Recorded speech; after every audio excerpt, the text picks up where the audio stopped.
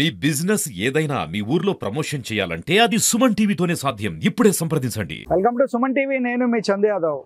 అనకాపల్లి జిల్లా పూడిమడకలో ఒక విషాదకర సంఘటన అయితే చోటు చేసుకుంది. ఈ కొడుకే ఈ కొట్టామనల్లా 7 సార్లు బాబు, ఆడవాళ్ళు ఉన్నారు బాబు, నాకు ఈ పెద్ద కొడుకే పోయాడు బాబు.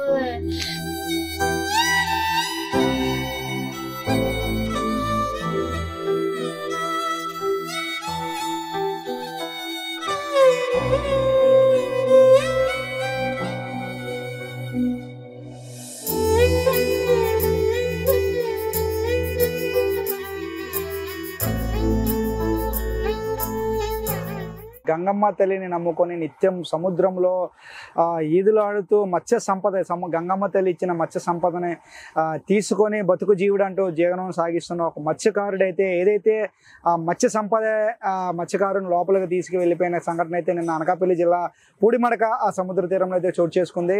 చోడిపల్లి ఎర్రయ్య అనే వ్యక్తి ఇదే ఈ బోటుకి ఇటువంటి బోటులోనే సుమారు పూడిమడక సముద్రం నుంచి చేపల వేటకు లోపలికి వెళ్ళారు.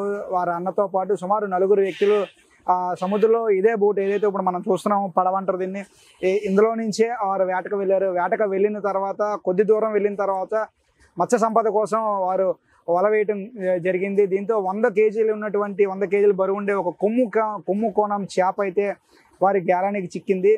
అయితే చిక్కడంతో ఒక్కసారిగా ఎవరైతే ఉన్నారో చోడిపల్లి ఎర్రయ్యతో పాటు ఆయన తమ్ముడు కొర్లయ్య, వాసుపల్లి ఎల్లాజీ, గనకల్ల అప్పలరాజు.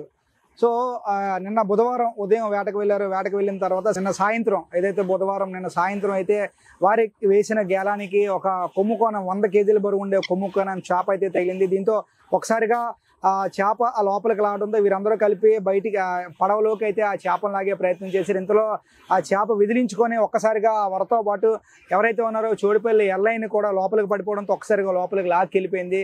సో దీంతో ఎవరైతే ఉన్నారో వారి కుటుంబ సభ్యులు, బంధువులు నిన్నంతా కూడా ఎంత వెతికినా కూడా ఎవరైతే ఉందో చోడిపల్లి ఎర్రయ్య దొరకని పరిస్థితి. దీంతో ఒక్కసారిగా ఆ పూడిమడక తీరంలో విషాద ఛాయలు అయితే అలుముకున్నాయి. నిత్యం ఆ గంగమ్మ తల్లిని నమ్ముకొని మత్స్య సంపదని అమ్ముకుంటూ జీవనం సాగించే కుటుంబంలో ఒక్కసారిగా మత్స్యకారుల కుటుంబంలో ఒక్కసారిగా అయితే విషాద ఛాయలు అమ్ముకున్నాయి. ఎందుకంటే నిత్యం ప్రతిరోజు కూడా ఇట్లానే వీరు సాధారణంగా వీరు వేటకు వెళ్ళటం, మత్స్య సంపద తీసుకురావడం, మత్స్య సంపదని అమ్మి సొమ్ము చేసుకోవడం, వారి కుటుంబం జీవనం సాగించడం ఇదంతా కూడా దినదిన చర్యగా ఉంటుంది. కానీ ఒక్కసారిగా చేపకి 100 కేజీలు బరువు ఉండే కొమ్ముకోణం చేప దొరికింది అని ఆనందపడేలోపు ఒక్కసారిగా ఆ చేప వారిని లాక్కెళ్ళిపోవడంతో ఎవరికి చెప్పలేని పరిస్థితి, ఎవరికి చెప్పుకోలేని పరిస్థితి. దీంతో వారందరూ కూడా ఎవరైతే ఉన్నారో ఆ బోట్లో చుట్టుపక్కల ప్రాంతం అంతా కూడా కలిగి తిరిగి నెతికినా కూడా ఆయన ఏదైతే ఉందో ఎర్రయ్య దొరకని పరిస్థితి. దీంతో ఒకసారి కోస్ట్ గార్డ్ సిబ్బంది కూడా వచ్చి ఏదైతే ఆయన లోపలికి పడిపోయారో ఆ చేప ఎక్కడైతే లాక్కెళ్ళిపోయిందో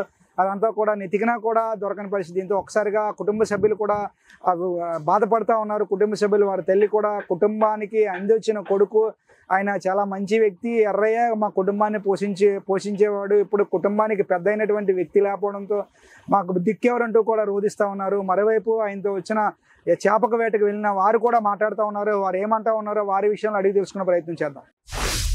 2 గంటలు 4 వెళ్ళాలి బాబు, తప్పులో 4 వెళ్ళాలి. కొడుకు జారిపోయాడు బాబు, 3 వచ్చారు బాబు. ఈ కొడుకే ఈ కొట్టామనల్లా 7 సార్లు బాబు, ఆడవాళ్ళు ఉన్నారు బాబు, నాకు ఈ పెద్ద కొడుకే పోయాడు బాబు. నా భర్త చచ్చిపోయాడు, నా పిల్లలు అలా పంచును బాబు. మీకేమైనా నాకు న్యాయం చేయకపోతే నన్ను బతకరాను బాబు, న్యాయమే చెయ్యాలి బాబు. డబ్బెట్టి పెంచారు బాబా, ఇల్లు అయ్యి తనకాలు ఎట్టేసి పెంచారు కొడుకురా.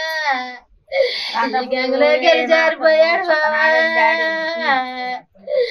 మాకు న్యాయం చేయాలి బాబా. నా ఏడాలు ఉన్నారు బాబా, ఏడాళ్ళు ఎలా పెంచాలి బాబా.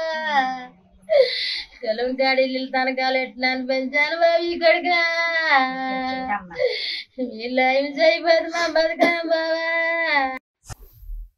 మేము బుధవారం నైట్ 2 గంటలకి 4 వేటకి వెళ్ళాం సార్. నా పేరు వాసుపల్లి ఎల్లాజీ, చోడిపల్లి కొర్లయ్య, చోడిపల్లి ఎర్రయ్య, గనకల్ల అప్పలరాజు అనే వ్యక్తులు 4 వేటకి వెళ్ళాం సార్. మేము రిటర్న్ వచ్చే సమయానికి 9:30 సమయంలో మాకు కొమ్ముకోణమైన చేప గేరానికి చిక్కింది సార్. ఆ చేపను తీసుకొచ్చి దానికి ఇంకో స్పేర్ గాలం వేసే సమయంలో తాడు చిక్కింది సార్ మనోడికి. చేప లాక్కుపోవడంతో తాడుతో వెళ్ళిపోయాడు సార్. నెక్స్ట్ మినిట్ వెంటనే స్పేర్ తాడు పట్టుకుని నేను దూకడం జరిగింది సార్. అరగంట సేపు నేను మనిషి కోసం వెతికాను సార్, ఆయన నా వాళ్ళకి కాలేదు సార్. నేను కూడా లాస్ట్ మినిట్ వచ్చాను సార్.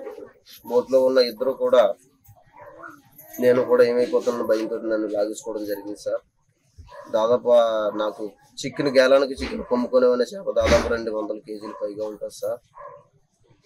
దీనివల్ల ప్రభుత్వం సేకరించి ఆ ఫ్యామిలీకి కానీ వాళ్ళందరికీ సహకారం అందించాలని మనస్ఫూర్తిగా కోరుకుంటున్నాను సార్. సో ఇప్పుడు అక్కడ మనం చూడొచ్చు, ఏదైతే పడవ వెళ్తుందో ఆ విధంగానే వీరందరూ కూడా వెళ్ళారు.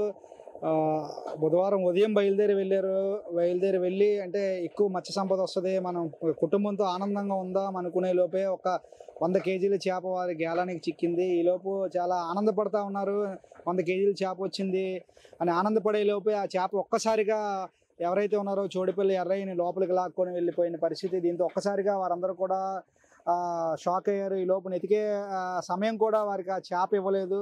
సో ఇప్పుడు సేమ్ వీరు ఎలాగైతే వెళ్ళారో ఆ విధంగానే వారు కూడా సముద్రం లోపలికి వేటకి వెళ్ళటం అయితే జరిగింది.